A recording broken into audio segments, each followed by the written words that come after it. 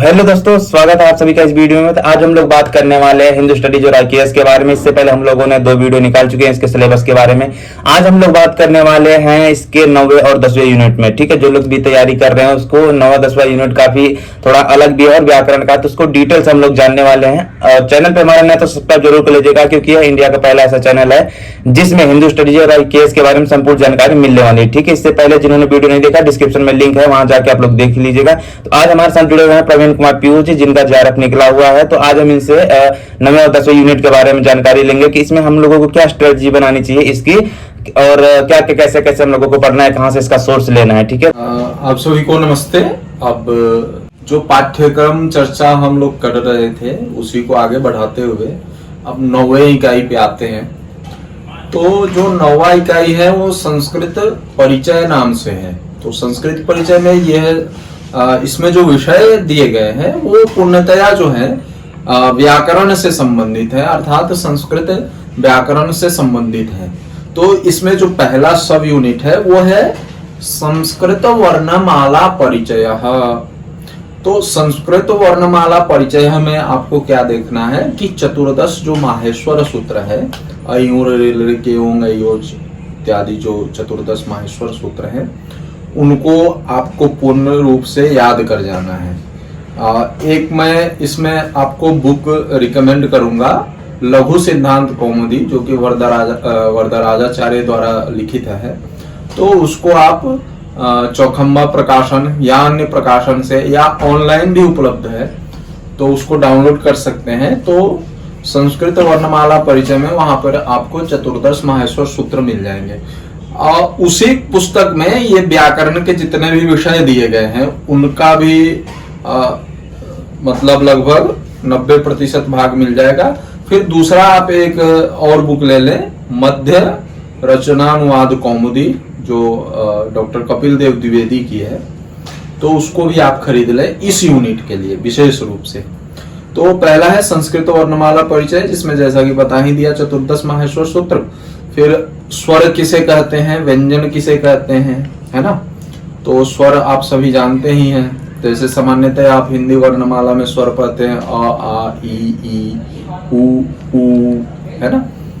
लेकिन यहाँ पे स्वर और व्यंजन की थोड़ी सी मतलब वही अवधारणा है, कोई विशेष है नहीं, लेकिन एक सिस्टमैटिक ढंग से प्रस्तुत किया गया है संस्कृत ग्रामर में। तो उसको आपको देखना पड़ेगा। फिर अनुस्वार क्या है, अनुनासिक क्या है ना।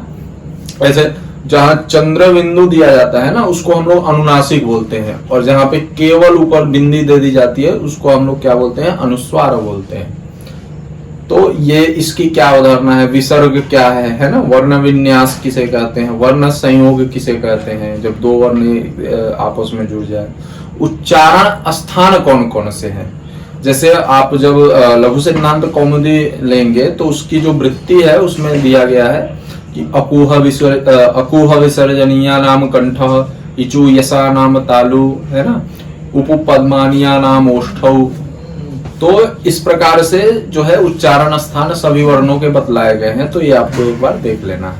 आप स्वयं भी प्रैक्टिस कर सकते हैं कि मैं किस वर्ण का उच्चारण कौन से स्थान से कर रहा हूं। जैसे क आप बोलते हैं तो कंठ से ही बोलते हैं, है ना। प बोलते हैं तो ओष्ठ से ही बोलते हैं। तो इस प्रकार से फिर लेखन प्रक्रिया क्या है, शब्द पदयोर मध्य अंतरम, शब्द क्या है और पद क्या है। तो जैसे पद का जो लक्षण दिया है आचार्य पाणिनि ने, उन्होंने दिया है सुप्तिगंतम पदम, है ना। वैसे शब्द जिनसे सुप प्रत्यय लगे हो या तिंग प्रत्यय लगे हो तो उसको पद की संज्ञा दी जाती है। तो ये सामान्यतः आप देख सकते हैं, वहां पे आपको मिल जाएगा सिद्धांत कौमुदी या लघु सिद्धांत कौमुदी में। फिर अगला है शब्द रूपम।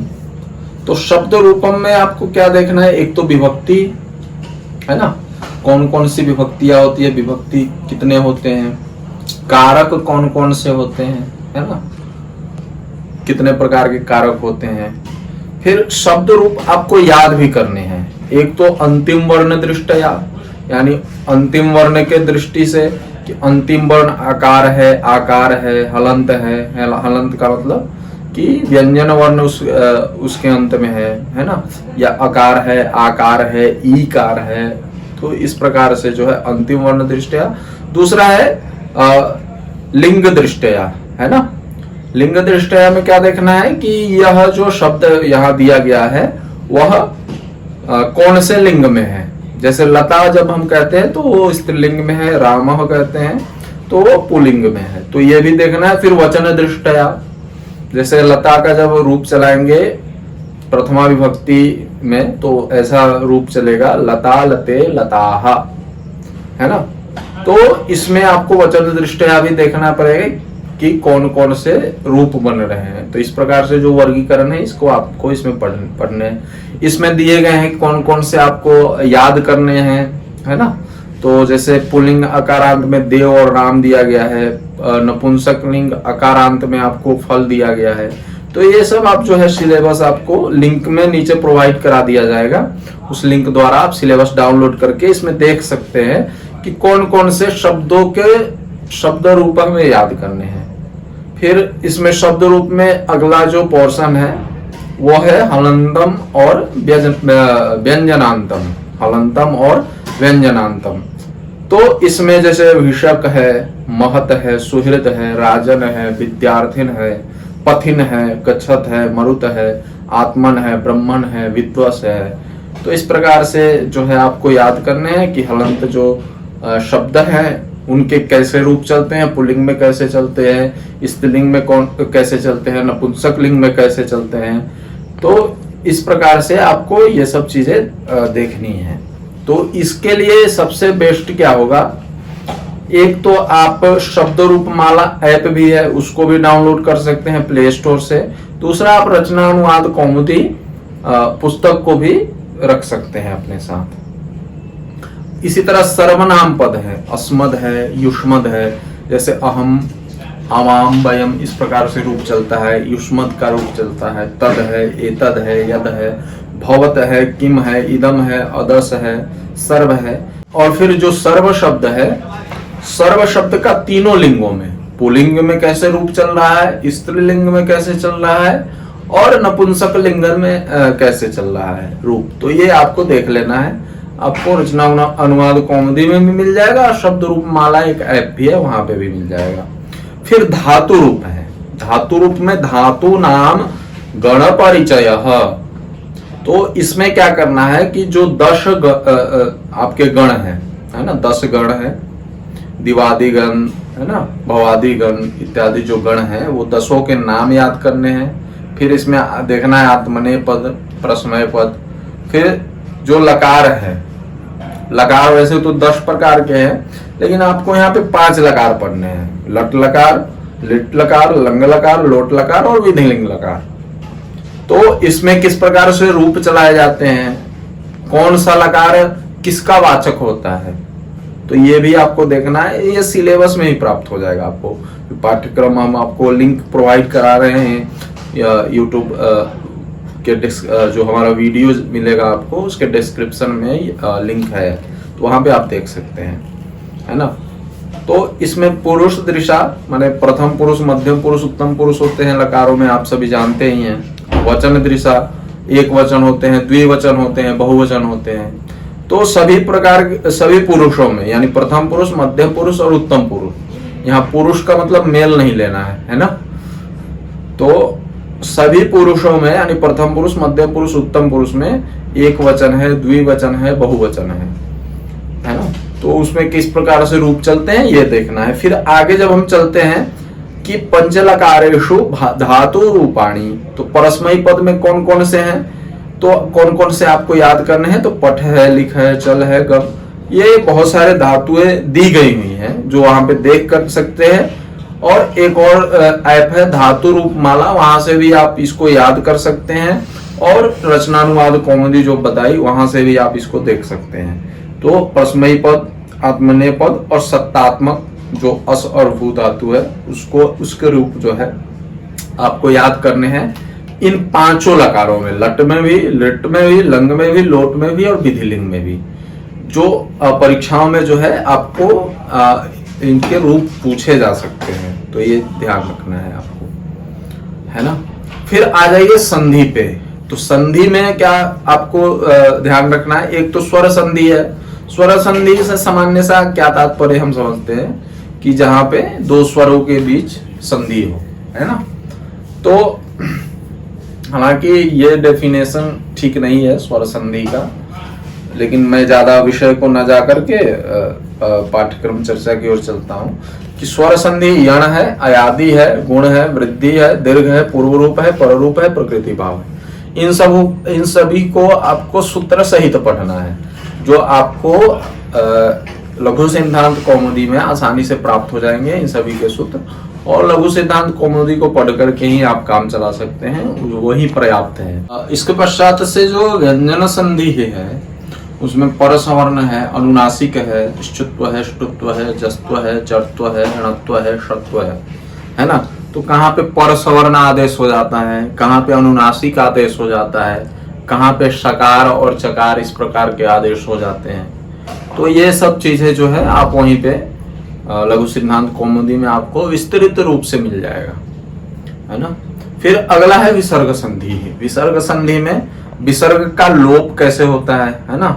विसर्ग के स्थान पर, हालांकि ये वस्तुतः विसर्ग का स्थान पे आदेश नहीं होते हैं, लेकिन जैसे कहीं पे ओ हो गया, कहीं पे य हो गया, है ना। तो ये आपको देखना है कि विसर्ग के स्थान पे क्या क्या आदेश हो रहे हैं, क्या क्या चीजें हो रही हैं, तो उसके अनुसार से जो है आपको वो भी जो है लघु सिद्धांत कौमुदी में प्राप्त हो जाएगा। और अनुस्वार है र लोपः त स्थाने ल अनुनासिकम, तो ये भी जो है आपको वहीं पे प्राप्त हो जाएगा लघु सिद्धांत कौमुदी में। फिर समास है, समास भी जो है ना, समास का एक अलग कॉन्सेप्ट रहा है संस्कृत व्याकरण में। तो जो किसी भी भाषा में इतना जो है अच्छा, मतलब समास जो है एक बहुत ही साइंटिफिक अप्रोच रहा है संस्कृत व्याकरण का भाषा के प्रति। तो इसमें आपको केवल समास है, अव्ययी भाव समास है, तत्पुरुष समास है, कर्मधारय है, द्विगु है, बहुव्रीहि है, द्वंद्व है। तो ये सब चीजें जो है आपको पढ़नी है, किसके कौन से भेद होते हैं, क्या प्रकार होते हैं, है ना। मूल रूप से जो प्रश्नों में पूछा जाता है वो सामान्यतः यही पूछा जाता है कि इस शब्द में जैसे दे देगा आपको कृष्णार्जुनऊ, है ना। तो कृष्णार्जुनऊ जब दे देगा तो उसमें आपसे पूछ देगा कि इसमें कौन सा समास है, वो आपको बतलाना पड़ेगा। तो वहां पे अब आगे चलते हैं कारकम। कारकम में कौन कौन से कारक होते हैं, है ना। जैसा कि हम सभी जानते हैं कि कारक जो है 6 प्रकार के होते हैं, संबंध को कारक नहीं माना जाता है। तो उसके क्या क्या डिफिनेशंस है, थोड़ा बहुत आप समझ सकते हैं, इसको ज्यादा डीप नहीं जाना है इसमें। कर्ता क्या है, कर्म क्या है, करण क्या है, संप्रदान क्या है, अपादान क्या है, संबंध तो हालांकि कारक में नहीं है, फिर भी यहाँ पे दे रखा है ऐसे ही, है ना। तो अधिकरण है। फिर ये देखिए संबोधन को भी यहाँ पे जो है कारक में इंक्लूड कर दिया है। तो ये आपको देखना है एक प्रकार से, जैसे विभक्तियां कहाँ कहाँ प्रयोग हो रही हैं, तो ये आपको देखना पड़ेगा। और उपपद विभक्ति है, जैसे अधि, अनु, उप, उभयतः, परितः, निकषा, प्रति, धिक, बिना, योगे, द्वितीय, है ना। कि कहाँ कहाँ पे किसके योग में द्वितीय विभक्ति होती है ना। किसके योग में तृतीया होती है, किसके योग में चतुर्थी होती है। जो 7वां सब यूनिट है उसमें आपका वर्णन प्राप्त होता है कि किसके योग में कौन कौन सी विभक्तियां होती है। तो इसके लिए मैं आपको एक सलाह दूंगा कि एक कारक कौमुदी नाम का पतला सा ग्रंथ आता है, चौखंबा से ही प्रकाशित है, चौखंबा प्रकाशन से आप ले सकते हैं। दिल्ली में भी आप चाहे तो खरीद सकते हैं और बनारस इत्यादि स्थानों में भी आसानी से उपलब्ध होता है। पतली सी बुक है वो कारक कौमुदी, तो उसको आप खरीद सकते हैं, जो इसके कारण से जो है कारक जो है आप अच्छी प्रकार से समझ सकते हैं। फिर 8वां है वाच्यम। अब जैसा कि हम सभी जानते हैं कि संस्कृत भाषा में 3 प्रकार के वाच्य हैं। एक पहला जो कर्तृवाच्य है, जो सामान्यतः हम प्रयोग करते हैं, अहम, गृहम, गच्छामि, तो यह कर्तृवाच्य है ना। और दूसरा होता है कर्मवाच्य। कर्मवाच्य में क्या कहता है, उसी वाक्य को ऐसे कह देते हैं मया गृहम गतम, है ना। भाववाच्य है जैसे मया हसितम। तो ये 3 प्रकार के वाच्यों का प्रयोग जो है हमारे संस्कृत भाषा में प्राप्त होता है। तो इसको जो है आपको अच्छी प्रकार से इसका अभ्यास कर लेना है। कर्तृवाच्य से कर्मवाच्य में कैसे परिवर्तित करेंगे, कर्मवाच्य से कर्तृवाच्य में कैसे परिवर्तित करेंगे, या भाववाच्य से कर्तृवाच्य में, कर्तृवाच्य से भाववाच्य में कैसे परिवर्तित करेंगे, ये सब चीजें आपको देख लेनी है। फिर अगला है प्रत्यय। प्रत्यय में पहला आपको पढ़ना है कृत प्रत्यय। कृत प्रत्यय एक तो शब्द पढ़ने हैं, शब्दों को ध्यान में रखना है कि त प्रत्यय, जैसे यहाँ पे त है, तवतु है, त्वा है, ल्यप है, तुमुन है, क्षत्रिय है, सानच है, ण्यत है, तिन है, ल्युट है, तब्यत है, अनियर है, अणौल है, त्रिच है, घई है ना। तो ये जो कृत प्रत्यय हैं, तो कृत प्रत्यय किन अर्थों में होते हैं, है ना, कौन से प्रत्यय किस अर्थ में है, उसके पश्चात से क्या रूप बन के आता है, फिर इनका प्रयोग कहाँ होता है, तो ये सारी चीजें आपको ध्यान में रखनी है। फिर तद्धित प्रत्यय में मतुप, वतुप, ठक, घय, त्व, तल, अण। तो जो मतुप है, वतुप है, ये मतुप, वतुप इत्यादि जो प्रत्यय दिए गए हैं तद्धित प्रत्यय में, तो इसका भी उपयोग कैसे हम लोग वाक्यों में प्रयोग करते हैं, कहाँ कहाँ पे ये तद्धित प्रत्यय होते हैं, तो ये देख लेना है। कुछ स्त्री प्रत्यय भी होते हैं, जैसा कि आप सभी जानते हैं स्त्री प्रत्यय के बारे में। तो उसमें जो स्त्री प्रत्ययों में 3 प्रत्ययों को इन्होंने दिया है पाठ्यक्रम में। एक तो ङीप है, दूसरा ङीश है, और तीसरा जो है टाप प्रत्यय है ना। तो इन प्रत्ययों को जो है ठीक ढंग से आपको समझना है, किस प्रकार से ये प्रयोग किए जाते हैं, कौन से शब्द में लग के कैसे मतलब अर्थ को बतलाते हैं, तो ये आपको देखना है। फिर अव्ययम है, तो अव्यय जो है कई प्रकार के हैं, जैसे स्थानवाची हैं, तो जैसे अत्र है, तत्र है, यत्र है, सर्वदा है। तो ये आपको जो है जितने भी अव्यय यहाँ पे दिए गए हैं, तो इसको जो है प्रतिदिन पारायण कर करके आपको याद भी करना है। कहीं कहीं पूछ देगा आपको परीक्षा में, ऐसे भी प्रश्न आ सकते हैं। जैसे च है, तो च जो है कैसा अवयव है, सॉरी, जैसे च है तो च कैसा अव्यय है, कैसा अव्यय है, तो उसमें बताना पड़ेगा कि ये समुच्चयवाची अव्यय है। तो इस प्रकार से प्रश्न आते हैं। तो प्रतिदिन जो है आप एक बार सिलेबस का पारायण अवश्य करें, और मैं गारंटी देता हूं कि केवल और केवल सिलेबस के पारायण मात्र से ही आप कम से कम 15 से 20 क्वेश्चंस जो है इस विषय का ठीक कर सकते हैं। तो इस प्रकार से अव्यय। फिर है उपसर्ग। उपसर्ग में इन्होंने जो उपसर्ग दिया है वो है आ है, उत है, अनु है, वी है, प्र है, परि है, अव है, उप है, सम है, अप है ना, अप है। तो इसका कैसे क्या प्रयोग किया जाता है, कहां पर प्रयोग किया जाता है, ये किस शब्द में लग जाते हैं, तो क्या अर्थ बना देते हैं, है ना। तो जैसे वार है ना, वार में परि लगा दे तो परिवार हो गया, है ना। तो इस प्रकार आपको देखना है कि कहाँ कहाँ उपसर्ग प्रयोग होते हैं। फिर देखिए, अब जो संख्यावाची जो शब्द हैं, तो शब्द रूप आपको याद करने हैं। एक माने एक, द्वौ यानी 2, त्रयः यानी 3, चत्वारः यानी 4, माने 1, 2, 3, 4। इनके तीनों लिंगों में कैसे रूप चलते हैं ये याद करना है। दूसरा, संस्कृत में 5 से लेकर के 100 तक संख्या को कैसे बोला जाता है ना। जैसे आपको 21 बोलना है तो कैसे बोलेंगे, तो उसमें बताना पड़ेगा एकविंशति ही। क्या बोलेंगे, एकविंशति ही। तो इसी प्रकार से 5 से लेकर 100 तक का आपको संस्कृत में जो है याद करना है नाम।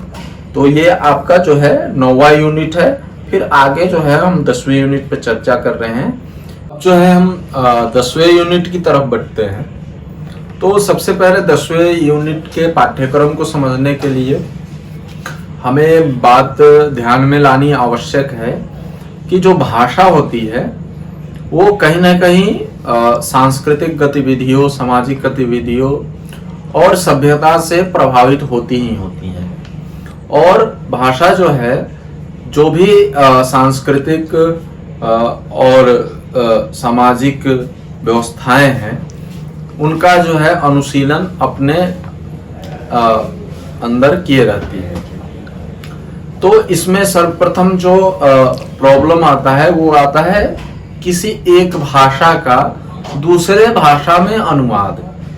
तो उसमें जो आपका इकाई 10 का जो पहला सब यूनिट है वो है कि अनुवाद में क्या क्या चुनौतियां हो सकती है, तथा जो मूल है यानी जो मूल पुस्तक है और जो अनुदित ग्रंथ है, यानी जैसे मूल पुस्तक कोई वेद हो गया, ऋग्वेद हो गया, और उसका एक अनुवाद ले लीजिए, है ना।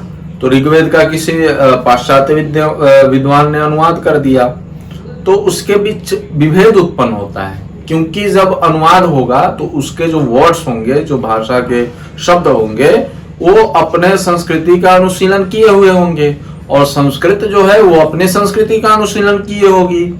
तो इन दोनों में बीच एक बड़ा विभेद उत्पन्न हो जाता है। तो उसी को समझने के लिए अब जैसे धर्म है, यहाँ पे आपको दिया गया है, तो धर्म को हम रिलीजियन नहीं कर सकते हैं, क्योंकि धर्म के विविध आयाम है, धर्म की बहुत सारी परिभाषाएं हैं, लेकिन रिलीजियन एक डिफरेंट वे है, मतलब एक अलग तरह का चीज है रिलीजियन। लेकिन धर्म एक तरह से यह भी समझ सकते हैं कि धर्म जो है, धर्म का जो क्षेत्र है वो व्यापक है और जो रिलीजियन है उसका क्षेत्र जो है वो सीमित है। फिर इसी तरह संप्रदाय है ना। तो अभी जो है संप्रदाय का अलग अर्थ लिया जाता है। संप्रदाय का अर्थ जैसे ये जैन संप्रदाय हो गया, सिख संप्रदाय हो गया, लेकिन हमारे यहाँ जो संप्रदाय था उस संप्रदाय का अर्थ अलग अलग स्कूल्स लिया जाता है। जैसे इंडियन फिलोसॉफिकल स्कूल्स है, सांख्य है, योग है, वेदांत है, तो ये अलग अलग स्कूल्स है ना, जिसमें एक वक्ता होता है, फिर उसके अनुयायी होते हैं। जैसे बुद्ध ने जो है उपदेश दे दिया तो फिर उनके शिष्यों ने जो है उसका अनुशीलन किया और उसको और लोगों तक पहुंचाया। तो ये एक संप्रदाय हो गया, बौद्ध संप्रदाय, है ना। तो जैसे बौद्ध दर्शन है वो एक संप्रदाय हो गया, लेकिन जो बौद्ध धर्म है उसको संप्रदाय मानना कहीं ना कहीं जो है एक तरह से अनुचित होगा। इसी प्रकार से आत्मा है। आत्मा को कई बार कोई सेल्फ कह देता है, कोई कह देता है कि हम इसको मतलब आई से डिनोट कर सकते हैं, तो यह भी ये ठीक नहीं है। फिर दर्शन है, तो दर्शन और फिलोसॉफी में बहुत बड़ा अंतर है। इसको यदि विशेष रूप से पढ़ना है कि दर्शन और फिलोसॉफी में क्या अंतर है, तो एक बुक है बलदेव उपाध्याय की भारतीय दर्शन, उसमें आप जाकर के पढ़ सकते हैं। फिर इसी तरह जितने भी यहाँ शब्द दिए गए हैं इनका अनुवाद क्या है अभी वर्तमान में, और इसका अनुवाद क्यों नहीं किया जाना चाहिए, इस कॉन्सेप्ट को आप समझें। तो ये पहला है। फिर दूसरा है कि महत्वपूर्ण मंदिर, है ना। तो महत्वपूर्ण मंदिर कौन कौन से हैं, कहाँ कहाँ है, हमारे भारत में कौन कौन से महत्वपूर्ण मंदिर है ना, या विदेशों में हमारे कौन कौन से महत्वपूर्ण मंदिर है, किसने स्थापना की थी इस मंदिर की, किसकी उपासना की जाती है इस मंदिर में, तो ये सब आपको देखना पड़ेगा, है ना। उसके बाद से शक्तिपीठ कौन कौन से हैं। जैसे तंत्र चूड़ामणि है, उसमें 52 शक्तिपीठ का वर्णन मिलता है ना। तो इसमें कौन कौन से शक्तिपीठ है, उनका क्या महात्म्य है, थोड़ा बहुत उसको देख सकते हैं। फिर अगला है मठ, है ना। तो मठ के संबंध में जो 4 मठों की स्थापना जो शंकराचार्य ने की थी, तो उसमें आपको वो पढ़ना है। फिर ज्योतिर्लिंग कौन कौन से हैं, है ना। तो ज्योतिर्लिंगों के बारे में, धामों के बारे में, ये सब आपको इसमें पढ़ना है, जो आसानी से आपको इंटरनेट पे उपलब्ध हो जाएगा। फिर अगला है संत परंपरा। संत परंपरा में जैसे चैतन्य महाप्रभु है, शंकर देव है, तिरुवल्लुर है। तो इनका एक तो आपको ध्यान में रखना है कि इनका कालक्रम क्या है। दूसरा चीज ये ध्यान में रखना है कि इन्होंने कौन कौन सी रचनाएं की, रचनाओं के साथ साथ किस सिद्धांत का इन्होंने प्रतिपादन किया है। तो ये सारी चीजें आपको संत परंपरा में ध्यान रखनी है। और किस परंपरा के ये अनुयायी थे, है ना। इस संत परंपरा में ही देखे तो कोई कृष्ण का अनुयायी है ना, कोई शिव का अनुयायी है, तो अलग अलग अनुयायी आपको प्राप्त होते हैं, तो ये भी देखना है। हाँ, जो चौथा आपका सब यूनिट है वो है नाट्य। नाट्य में जो 10 प्रकार के नाट्य हैं, यानी 10 प्रकार के जो रूपक हैं, उनके संबंध में आपको पढ़ना है। जैसे नाटक है, तो नाटक में कितने अंक होते हैं, इसमें किस प्रकार का जो है कथा वस्तु होती है, कितने नाटक है तो नाटक में कितने अंक होते हैं, इसमें जो है किस प्रकार की कथा वस्तु होती है, जो इसका नायक होता है वह किस श्रेणी का होता है, तो ये सब आपको देखना है। इसके प्रमुख उदाहरण कौन कौन से हैं। फिर इसी तरह अन्य जो 9 जो भेद हैं, 9 जो प्रकार हैं, उसको आपको देखना है नाट्य के अंतर्गत। फिर है नाट्य तत्व। नाट्य तत्व में सबसे प्रथम आपको देखना है रस, है ना। तो नाट्य में जो है रस 8 ही माने गए हैं। भरत मुनि ने जो है नाट्य के अंतर्गत 8 ही रसों को स्वीकार किया है। अष्टौ नाट्य रसा स्मृता, है ना। तो वो कौन कौन से हैं, फिर उनका देवता क्या है, वर्ण क्या है, स्थायी भाव क्या है, ये सब भी आपको देखना है। अभिनय है, अभिनय कितने प्रकार का होता है ना, ये देखना है। फिर कथा वस्तु है, कथा वस्तु कितने प्रकार की होती है ना, तो ये सब भी ध्यान देना है। फिर है पात्र। पात्र कौन कौन से होते हैं, जैसे नायक है, नायिका है ना, विदूषक है, ये सब जो संस्कृत नाटक है, यदि आपने पढ़ा होगा तो ये सब चीजें आपको वहां प्राप्त होगी कि कौन कौन से पात्र होते हैं इसमें, तो ये आप देख सकते हैं। आप ऑनलाइन भी देख सकते हैं, वीडियोस भी हैं बहुत सारे, या दशरूपक एक ग्रंथ है आचार्य धनंजय का, तो उसमें भी आप देख सकते हैं। फिर है काव्य, जो 5वां सब यूनिट है वो है काव्य प्रकार, गद्य, पद्य और चंपू। तो गद्य के कौन कौन से प्रकार है, जैसे कथा है, आख्यायिका है ना, 2 प्रकार के गद्य होते हैं, कथा और आख्यायिका। फिर पद्य है, पद्य में महाकाव्य क्या है, खंड काव्य क्या है, इसका किस प्रकार से विभाजन होता है। गद्यों में भी वही सेम चीज, किस प्रकार से विभाजन होता है, मंगलाचरण इसका किस प्रकार का होता है, तो ये सारी चीजें चंपू में भी। फिर कौन कौन से इसमें प्रमुख ग्रंथ हैं, तो ये सब चीजें आपको देखनी है। फिर छंद। छंद में आपको क्या देखना है कि जैसे अनुष्टुप है, तो इसमें कितने पाद हैं, कितने वर्ण हैं, है ना। कुछ कुछ जो है मात्रिक छंद भी हैं, तो मात्रिक छंद में कितनी मात्राएं हैं, तो ये सब आपको देखना पड़ेगा कि अनुष्टुप में क्या है, उपजाति में क्या है, इंद्र वज्रा क्या है, उपेंद्र वज्रा में क्या है। तो इसके द्वारा जो है आप छंदों के भी प्रश्नों को हल कर सकते हैं। फिर है महत्वपूर्ण कवि। महत्वपूर्ण कवि में भास है, कालिदास है, अश्वघोष है, सोमदेव सूरी हैं, हाल है, कलहण है, चंद्रवरदाई है।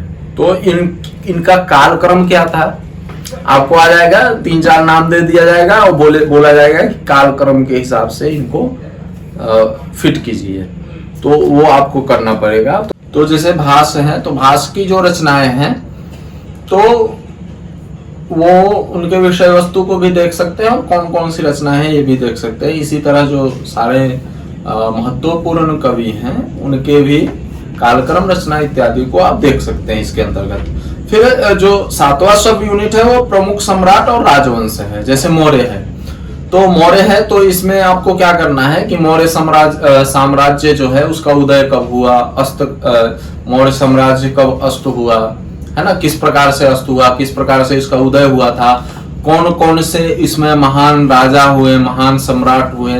तो ये जितने सारे प्रमुख राजाओं के बारे में, प्रमुख राजवंशों के बारे में दिया गया है, उनके संबंध में आपको अच्छे से पढ़ना है, जिसके कारण से आप सभी प्रश्नों, जिसके द्वारा आप सभी प्रश्नों को हल कर पाएंगे, है ना।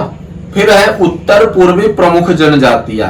तो उत्तर पूर्वी जो प्रमुख जनजातियां हैं, जैसे जैंटिया है, आईटी है, गालो है, टैगिन है, एपटानी है, ईडोमिस्मी है, मिजुमिस्मी है, दिगारो मुस्मी है, तो इनमें ईश्वर की क्या अवधारणा रही है, पहले तो ये किस प्रदेश में कौन कौन सी जनजातियां हैं, है ना। तो जो प्रमुख जनजातियां यहाँ पे सिलेबस में दी गई हुई हैं, तो एक तो कौन कौन से प्रदेश में पाई जाती हैं, क्या भाषा है, उनके क्या बिलीफ्स हैं, तो ये सब चीजें जो है आपको देखनी होगी। तो इस तरह से आपका 10वां यूनिट भी समाप्त होता है। आशा है कि आप इस वीडियो से लाभान्वित हुए होंगे, और यदि लाभान्वित हुए हैं तो प्लीज हमें लाइक कीजिए, सब्सक्राइब कीजिए और शेयर कीजिए। आपका बहुत बहुत धन्यवाद। तो thank you so much all of you, आप सभी का बहुत बहुत धन्यवाद कि आप लोगों ने क्या कहते हैं इतना सहयोग दिया। प्रवीण जी का भी बहुत बहुत धन्यवाद। अभी जितने लोग भी देख रहे हैं, अधिकतर जानकारी इस चैनल पे आपको मिलती रहेगी, ठीक है। और सोशल मीडिया इसका जो है हम लोगों ने डिस्क्रिप्शन में लिंक दे दिया है, आप लोग जाके उस पर फॉलो कर लीजिए, आपको वहां पर भी काफी इन्फॉर्मेशन पहुंचती रहेगी। और ये जो सिलेबस है इसका यूनिट वाइज यूनिट और सब टॉपिक वाइज टॉपिक वीडियो आप तक पहुंचती रहेगी। तो चैनल पे भी यहाँ जो लोग यूट्यूब से जुड़े हैं सब्सक्राइब कर लीजिएगा। Thank you so much all of you, बहुत बहुत धन्यवाद आप सभी का। फिर मिलते हैं किसी नेक्स्ट वीडियो में, तब तक के लिए आप सभी का बहुत बहुत धन्यवाद। Bye bye.